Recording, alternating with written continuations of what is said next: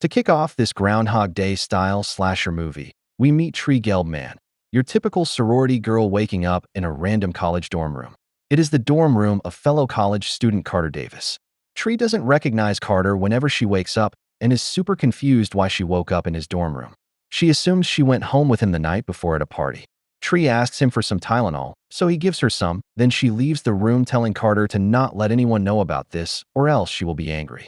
As she is leaving his room, she runs into his roommate, who congratulates Carter on bringing her home. As Tree is walking around on campus, she sees a bunch of things happening, including a young student wanting her to sign a petition, sprinklers going off, frat boys being frat boys, and she also runs into a guy she went on a date with one time. He asks why she never called him back, and she tells him it's not going to work out sadly. Tree arrives at her sorority house where she lives, and this is when we learn today is Tree's birthday, and her roommate, Lori Spangler, wishes her a happy birthday and gives her a beautiful homemade cupcake. Tree snarkily says it has too many carbs, so she throws it away in the trash can. What a jerk. Tree then heads to a sorority meeting on campus with her sisters, and while conversing, Carter accidentally spills a drink on her, and then the rest of the sorority sisters laugh at her when they realize she went home with him the night prior. Tree shows up at the hospital where Lori is a nurse, but Tree is there to hook up with one of the doctors there who also happens to be one of her professors on campus. Tree goes into his office at the hospital to get freaky, but then his wife arrives at the door, and they have to act normal before she catches them, and then Tree leaves before things get too awkward. Later that night, Tree's evil sorority sister president, Danielle, comes into her room and tells Tree that there is a party tonight, and she better go. Tree doesn't seem too interested in going, but since it is her birthday, she feels she should show up for a little bit. As she is walking alone to the party, someone shows up behind her in a baby face mask, which isn't completely weird because that is their school logo and mascot. But then the masked assailant sneaks up behind her and kills her. Tree then wakes up once again in Carter's bed and is overwhelmingly confused and just chalks it up as a nightmare. Everything happens the exact same as the first time, including the Tylenol and Carter's roommate walking in on them talking vulgar. Tree then goes out onto the quad, and everything else is the exact same as before, including the frat boys falling down and the ex-boyfriend weirdo asking why she hasn't called him back. She asks him what day it is, and it is in fact still her birthday, so she is a little freaked out. Once Tree makes her way home, Lori once again tries to give Tree her birthday cupcake, but Tree still doesn't want it, and she is really confused by everything going on. Later that night, she is watching old videos of her and her mom as they shared the same birthday, but she passed away a while ago. Tree misses her dearly, and we can see it in her eyes. Once again, Tree takes the same route to the party, and as she is walking alone, she comes across a music box, so she gets freaked out and then decides to take a different route to the party. She arrives at the party, and when she goes into one of the upstairs rooms with a cute guy, the killer shows up again and takes both of them out with ease.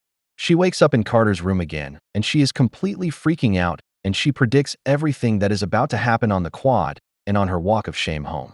She is very distraught and thinks she is completely losing her mind. Tree gets into her room, and she tells Lori that she thinks she is going crazy because she keeps reliving the same day over and over again. Tree tells her that someone is going to kill her tonight, and she has no idea who it could be. But Lori reassures her that no one is trying to kill her and that she just needs to get some sleep. Tree boards up her dorm room and makes sure no one can get in or out because Lori will be at work, so no one else will need to be let in. She turns on her TV, and there is a news segment saying a mental patient escaped from the nearby hospital, and Tree wonders if this could be who is killing her every time. She wanders around her room because she hears noises, and this is when the masked assailant once again shows up in her room and stabs her with a knife, killing her. The killer must have been already in there the whole time before Tree boarded up the windows. Tree is completely losing it as she wakes up once again in Carter's room, and she is high-key freaking out. Tree goes to breakfast with Carter and explains to him everything that is happening, and he actually believes her and doesn't think she is crazy. Carter helps her tally up anyone that would want to hurt her and what their reasoning would be. Tree can't think of anyone who would want to hurt her this bad, and this is when he tells her that she should use her unlimited lives to her benefit and use them to find out who is actually doing this, narrowing the suspects down. Tree builds a list of people that she thinks would try and hurt her. She writes them all down on paper, and we get a montage of her going through all of these consecutive same days and deaths, narrowing the suspect list. Some suspects include Danielle, the professor's wife, ex-boyfriends, and other people she may have upset. Tree is unable to find the killer after dying multiple times, and she wakes up one time in a lot of pain, and when she sits up, she tells Carter his plan totally sucked. Obviously, he has no idea what she is talking about. As she is leaving his room, she gets dizzy and faints, then wakes up in the hospital as Carter took her there concerned about her. Her professor comes in the room and tells Tree that she has signs of major trauma inside of her chest and head, and that she honestly should be dead. It is obvious that all of these deaths are starting to take a toll on her body. When he leaves, she sneaks out of her hospital bed to his office as she is suspicious he is the killer, and she sees a baby face mask in his desk.